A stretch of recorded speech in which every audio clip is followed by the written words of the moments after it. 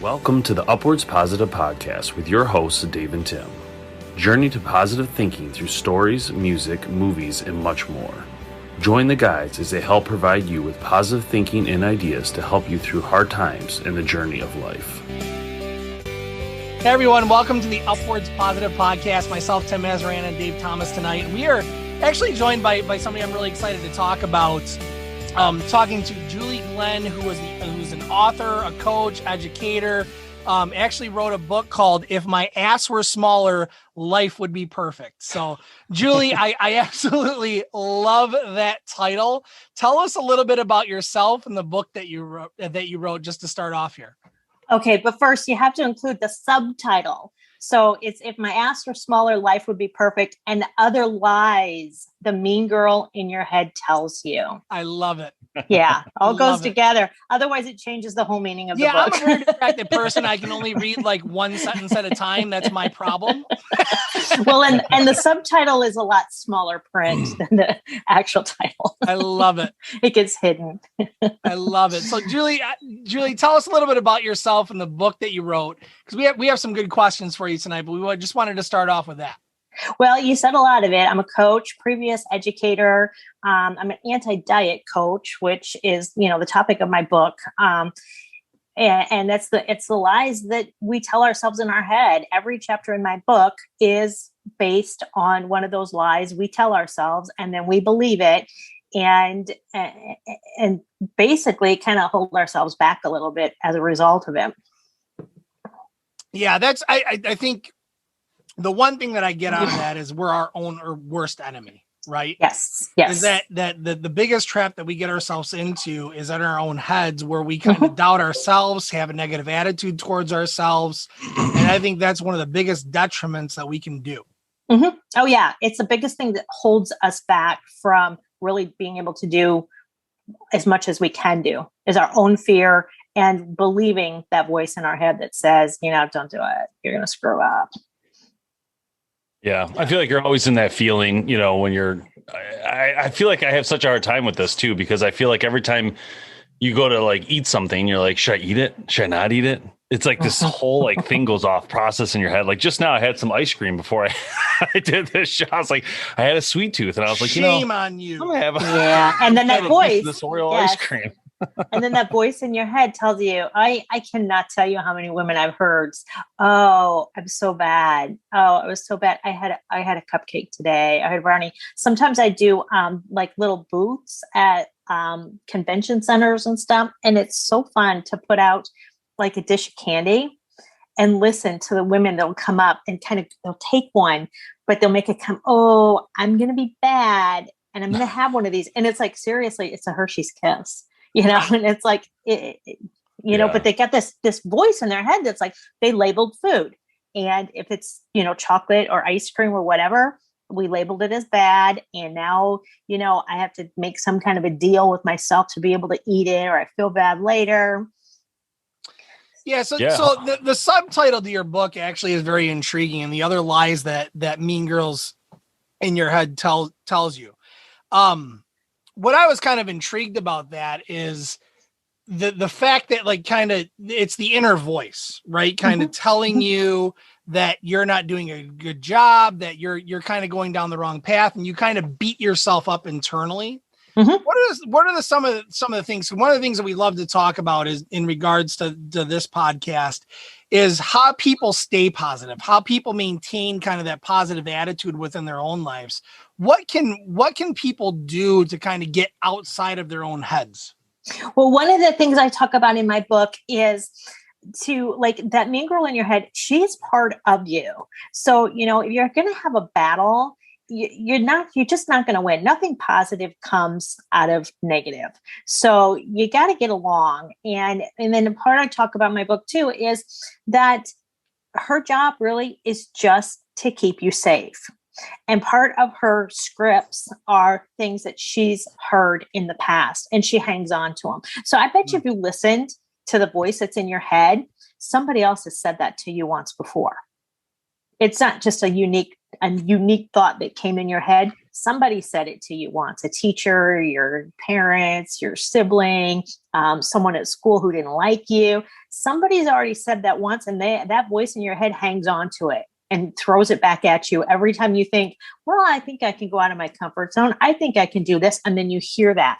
And so I say that too in my book. She just is, regurgitating things she's heard in the past.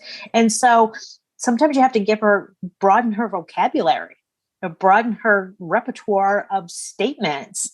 And some things I say is like, have fun with it. It's part of you. It's part of your brain. Have fun with it and be like, that's not true. Sometimes I say, be completely outrageous with it. Like if they're like, you're going to screw this up, you can be like, I've screwed up so many things in my life, seriously. Are you talking to me? Because that's true about me. I'm talking about my mean girl. Like, you're going to screw this up. Like, seriously? And I'm going to let that hold me back. I mean, I've screwed so many things up in my life. Just threatening that is really, it's lost its power. I love it. I was just thinking that it's interesting because the perspective of being a guy is a lot different, right? And then so I understand completely what you're getting at. And I guess can you tell us some examples? I know you mentioned some with the candy, but maybe some other more personal stories you've heard in the past from external people that you've talked to or try to help. Can you just kind of fill us on some of their stories and like maybe some of the issues that you saw that came about from that? You mean the voices that from what they hear in their head? Yeah. Like, or anything. Yeah. Any examples of people that, you've helped coach and whatnot? Like what kind of things are they fighting against, I guess, with this? Everything like holding back from, taking college courses or starting their own businesses. I tell a little story in my book about a person who's a realtor, and she's just like, I can't sell real estate because, my nails aren't pretty. I'm a little bit bigger than I want to be. I don't have fancy clothes. It's like all these things is like, none of those are any of the reasons why you can't sell real estate. You can't sell real estate because you don't think you can sell real estate. It has nothing to do with the way you look or the way you've done your hair or your nails. It has to do what you think about what you can do. Yeah. And that's a lot of what we talk about is just that positive attitude. When you have a positive attitude about life and the things that you're doing, that brings about positive circumstances in your own life. When you have negative thoughts about who you are and what you're doing, that brings about negative parts about your life. And I think that's absolutely important for everybody to hear in their external ears as well as their internal thoughts. Is that your attitude towards how you treat yourself matters a lot. And to be honest with you, it is something that I've even struggled with. It's like you get in those moments, whether it's with your career or whether it's with your family or whether it's by yourself when you're alone, where you get in your own head and you say, gosh, I wish I wouldn't have done that, or I'm such a failure because of X, Y, and Z, or you start to, and I think even more than that, you start to compare yourself to other people. And when you start to compare yourself to other people, I think that's really where it takes you down a path where you start to get into your own head and say, I'm never going to be as good as so-and-so. And the thing is, in my opinion, you're right. You're never going to be as good as so-and-so. You want to know why? Because you're not them. You're your own person.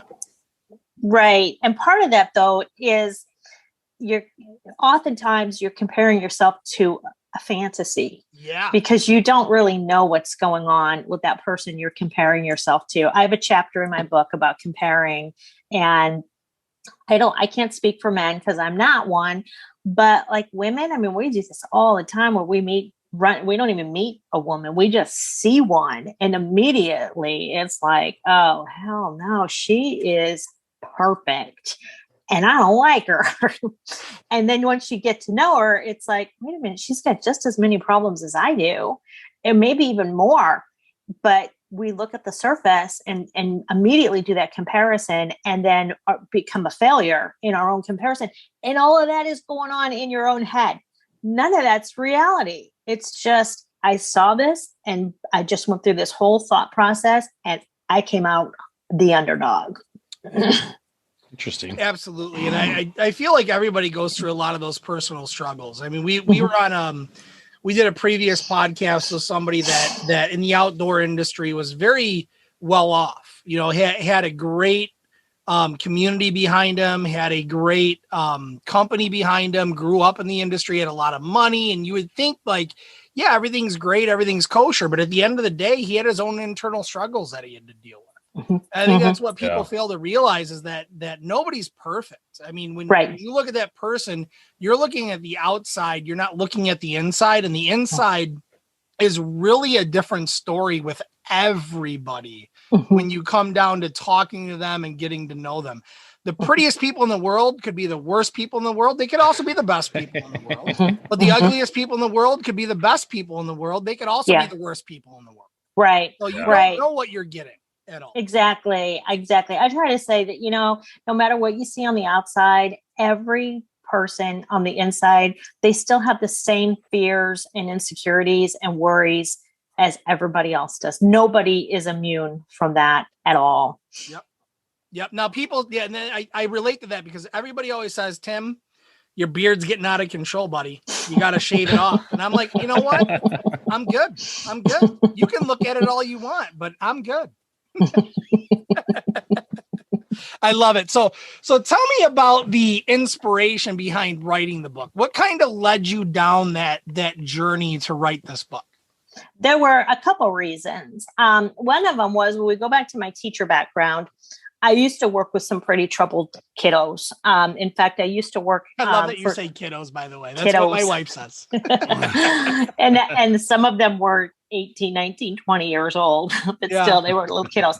I used to work for Department of Corrections, was part of my job. And so a lot of my students were inmates. I don't think I know you, do I? I thought you looked familiar. Could be. I'm kidding. Because I worked in, I mean, there were all age ranges in the facilities I worked in. They weren't juvenile facilities. They were the facility. There were people in there that were, you know, in their 70s and 80s. But anyway, they had to spend time with me. They got nowhere to go, and I'm their teacher, and they had to get to know me. And once they got to know me, we moved mountains. I got those kids to do things they just never thought they would do, but they liked me and they knew me. But when I started coaching, it's like people are spending time to focus on them and their growth. And we didn't have the same amount of time as we had when somebody's sitting in jail. And I felt like my book was a really good way for people to get to know me without using up their coaching time. And then what brought the topic of the book was that a lot of times when I was having conversations with clients, again, it reminded me like when I was teaching, stuff would come up. I would have a coaching call with somebody and I would explain to them something. And then they're like, oh, okay, that makes perfect sense. We'd hang up and have another coaching call. I'm saying the same thing again. And I'm like, okay, this is ridiculous. I keep saying the same thing over and over and over again to this, you know, to different people. And like when I was teaching, and this would have been like outside of the jail, when I was like in classroom, you set the kids off to do their work and then they raise their hand. They got a question about number 3. Okay, you answer the first one. But when it's 3 or 4 or 5 kids all have a question about number 3, you bring them back together as a group and you teach number 3 so they understand it. And so that's when I was like, you know what? Why don't I just write a book? So then I can be like, hey, you need to read my book. And then we can talk more about this rather than me constantly telling them over and over and over again the same thing. So it was like kind of hit the masses with the same message and give them an opportunity to really get to know who I am. Because I'm pretty transparent in the book. I share quite a lot of stuff about me and about my background. And so it helps people to get to know, you know, that I am a real person and I'm not just saying what I learned, but I'm saying what I know because I did it, because I went through it.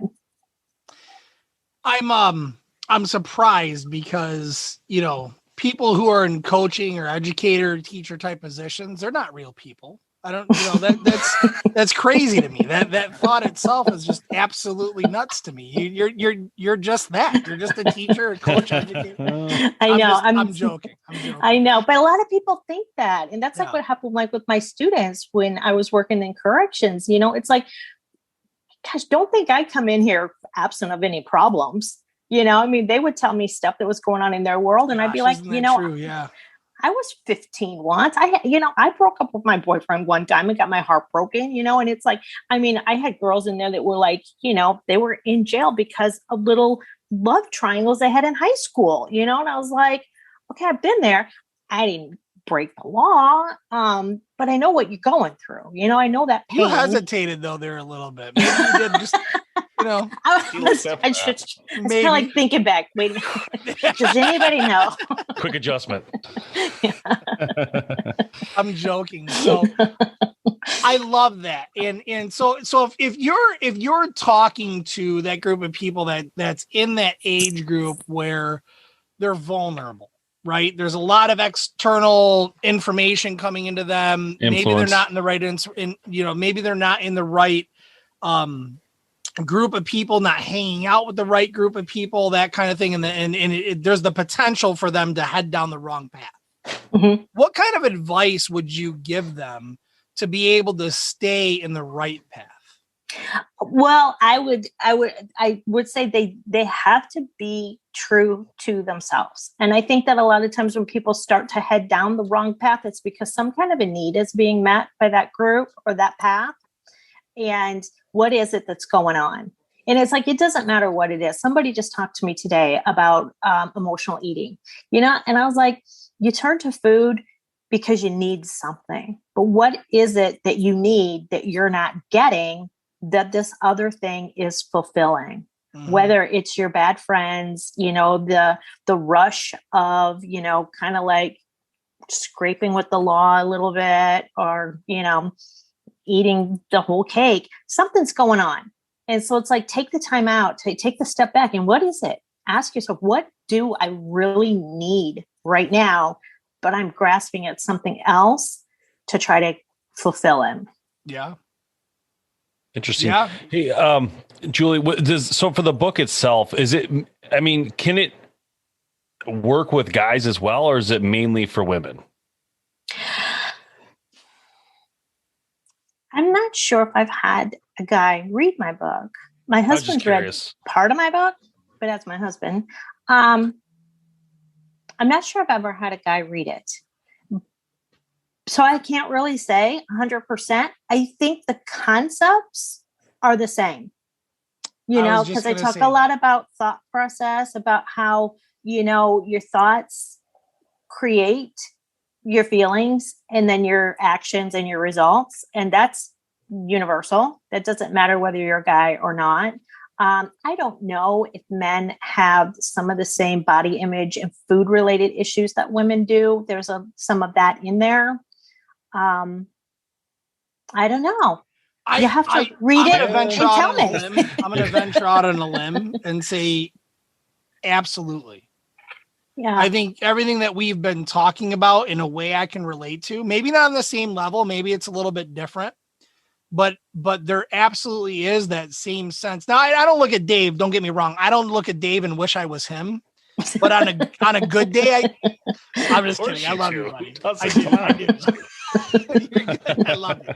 But no, I think there is a little bit of a different sense when it comes to body image and that kind of thing. I think men portray more of a confidence, even though deep down they think, they know, like, I have no chance, that kind of thing. But at the same time, I think a lot of what you hit on in regards to the self-confidence and the inner voice that men have versus women are identical. I think we all have the same inner voice. And I think that's universal, like you said. Yeah, for sure. Yeah. Very cool. The reason I was asking is because I was thinking that as well. Like, I was like, well, because what we're talking about definitely can strike to a guy. It might not come off in the book towards a guy, maybe, but the concepts would still and could probably work with a guy as well. And when we look at like thoughts of, when I don't know, when you see like what you assume is, we always talk about like, the perfect people, however you want to state it. It's obviously clear that behind closed doors, everybody has the same issues, if not different issues, more issues, whatever. So it's one of those things, but you're right. I can see how for women, it is a huge stigma of the food thing. Cause I mean, I've heard women say stuff like that all the time. I never think much of it, cause I'm a guy, I don't know, whatever, but I have heard that time and time and time again, like, oh, I shouldn't eat that, or I'm not going to eat that. And no way, it's not going to go right to my hips or whatever. I mean, so I can, from a perspective of hearing it, I absolutely have heard it plenty of times. I mean, Tim says it all the time, and he's talking about donuts half the time. I don't know. First of all, I love donuts. Okay. Nothing wrong with donuts. Nothing wrong with donuts. And second of all, to be honest with you, I think I've heard from Dave more than me in regards to like being healthy and choice and diet and all that kind of stuff. And I think in a lot of times when you focus too much on that aspect of your life, you don't get to the real root of the cause, right? I mean, it's not really about what you're eating or your body image and that kind of thing. It's about how you perceive yourself when it comes to other people, and whether or not, how much focus you put on how people think about you or what you perceive from people thinking about you or not. Mm-hmm. Yeah, I have a Facebook group, and somebody said something not too long ago about their size and how upsetting it was for them. And the question came up was, what exactly is it that bothers you about it? And when we really, really got down to the root of it, the real problem was... Time threads down, right? Yeah. We kept going deeper and deeper. The real problem was what other people think about it. Yeah. And not at all how she felt about it herself. It was what other people are going to think about me. I think that's universal. I do. Yeah. I really do. Yeah. I don't think that's one sex or the other. I think honestly that's universal, because but I think guys, I don't think it bothers guys as much. Like when I think of like, if I gain weight, which like right now I have gained weight. And so like, I'm not like, I've noticed that, by the way. I know. Thank you. And I'm not like, oh my gosh, like I'm so scared. Like I'm more like, when it's time, I'll start working out again. Cause that's what happens for me. Everybody's different. Like I just find my rhythm that way. And when I say work out more now that I'm 40, like I've been thinking more and more about how overall health, not necessarily like looking slim, because I have no one to impress, but just making sure my body's at the best health I can be, so I'm here longer for my kids. I mean, mentally, that's what I'm thinking about. Mm-hmm. But I'm not thinking about like, what Tim thinks of me, or what, my wife. Well, I do care what my wife thinks of me, but if like other people, I can care less, But that, again, I think that is the different mindset a little bit between a guy and a girl. I don't know. Yeah, well, I think too is that your focus is a little bit different, right? Your focus is on health and being there for your kids and that kind of thing, which, I mean, moms and dads should care about that. I think you should be healthy. You should try to be healthy, all that kind of stuff. But I think to me, and Juliette, I'd love to hear your thoughts on this. Guys can fake it better. Guys can really have the confidence to say, I'm as good as I want to be, and they can really like mentally project a fakeness to what they're actually thinking deep down. I think probably I would agree with that. I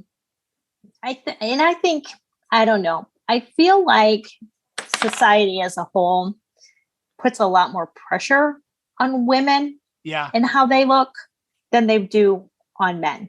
Yep, for sure. Yep, 100% agree. And we're kind of at fault for that. I think we're all at fault for that. I think women are too. I think it's a big mixing bowl, in my opinion. I feel like, yes, of course, guys, have something to do with it, no doubt, but women do too. I mean, it's, they're doing it. So, well, I think the thing that might be the major difference is that women want to appear attractive to both men and women. That makes sense. Men just want to be attractive to women. That makes sense. Yeah. No, that makes a lot of sense. It actually does. That makes a whole lot of sense, is that you kind of compare yourself to everybody. Right. Instead of us, we're like, I don't care unless she cares. Yeah. Right. Yeah. Yeah. So if there was one advice that you could give, what would it be? Just one. Yeah, just one. No, man, we'll go 2 or 3 if you want. One. I think the biggest piece of advice I think I could give anybody is to really listen to what's going on in your head and your body and filter out all of the external messages. Now, if I'm struggling with that, so I hear it, but I'm still struggling with that. What are some of the steps that I can take? What are some of the things that I can do to help myself out in order to be more positive about myself? Number one, read the book. Yeah, read my book, so I don't have to tell you over and over again. I love it. Well, one of the things I talked about in my book is every single thing that happens is neutral.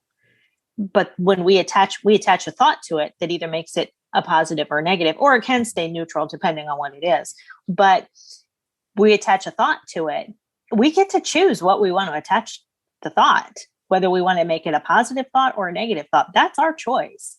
I was talking with somebody today about kids and how it starts as kids where they're like, well, he made me mad and then I had to do this, or he made me late for school, or he made me do this. No, all of those are neutral things. You attached a thought to it, and then it either made it a positive or a negative. And then however that is, whether it's positive or negative thought, it goes through a progression. It's going to affect your feelings. It's going to affect your behavior. It's going to affect your results. So what you're saying is that when my kids don't clean my house up, the fact that I get pissed off is my fault? Yeah, I'm joking. I know it much. is. I know it is. You can call me out on that. Yeah, because it's a neutral. It's a total neutral situation. They did not clean the house. That's neutral. And the thing is, I mean, you can look at different aspects of it. It's like, okay, maybe you wanted to clean the house because you're trying to sell it and you want it to look nice. But on the flip side, maybe your mother-in-law is coming over and you don't want her to stay long. Oh gosh. See, I gotta go now. We're getting too personal. And you want for her to not have anywhere to sit, and you want for it to be a mess. You want to disgust her and get her out of the house. So say it's a neutral. They didn't clean the house. It can be a positive or a negative depending on the spin you put on it. I absolutely love that. That is I was gonna say my mind is blown right now. Like that's literally one of the coolest things I've heard in a long time. With a positive, negative, like attaching that to it. That's gonna literally live in this podcast for a long time. Like Tim and I are gonna talk and be like, we're saying, the Julie Glynn system. We're gonna put a positive or negative on this, guys. Let's go. So that's amazing. No, really it is. It really is. I mean, you have a choice in how you react to something, right? Mm-hmm.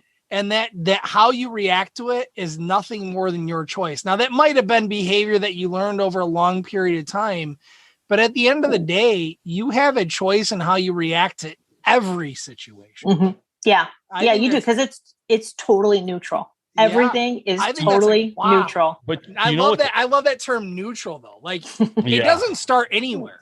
That's just what it is. That's reality. Yeah. And what you make of it from there is your choice. Mm-hmm. I think it's interesting though that, and from what I'm thinking of myself, so like if I'm at work, everything I put on everything is positive. I'm just saying me. So like, I'm like, okay, all right, that's broke. Okay, no problem. Let's get this going. Right. When I'm home, it's like, what happened? You broke the thing. There's a negative. I just think that's interesting how the mindset's different with social would be different right than it is at personal, as well as getting at and how you judge. Because at work I always have this like positive, like, okay, I gotta stay positive, don't even consider being angry or mean with anybody because it'll haunt you. I ain't doing that, you know what I mean? Like it's just this whole like line that you're in, this whole different sector of your head, and then when you get home it's like a whole different personal level, like, oh, this is my issue, I don't know, interesting. But very that is, and I think that is actually a very honest comment, is to say that. And I've had this discussion with my wife before, and it's not been a good discussion. I don't want to be treated like an employee, right? Like that's a tough thing when like my wife comes home and she's used to and she's a teacher, right? So her employees are her kids, by the way. So when she's at home or she's at work and she's teaching kids, and these are the rules and this is what we do and this is how we follow it. She's a very big planner, but when she comes home and she tries to apply the same tactics on her husband, it doesn't work so well, you know? So no, it is. I think it is in perspective of who you're dealing with in a way. Mm-hmm. Well, one of the things with teaching that becomes very, very tricky is that we are trained in behavior modification. In real life, she tried that on me. Yep. yeah. In real life, that doesn't work because basically what that's doing is instead of taking the neutral situation, and if it's a negative situation you don't like, is trying to change the situation. And that would be a behavior modification. I want you to change so that I don't have to vacillate between whether this is going to be positive or negative. You just change so that everything is positive for me, which is like, wouldn't that be nice? And we got a lot of people in this world that are like hell bent on my feet are buried in the sand. You need to change and then I can be happy. Yep. Yeah. And my wife talked to me about that, right? About behavior modification and how she goes about doing that stuff.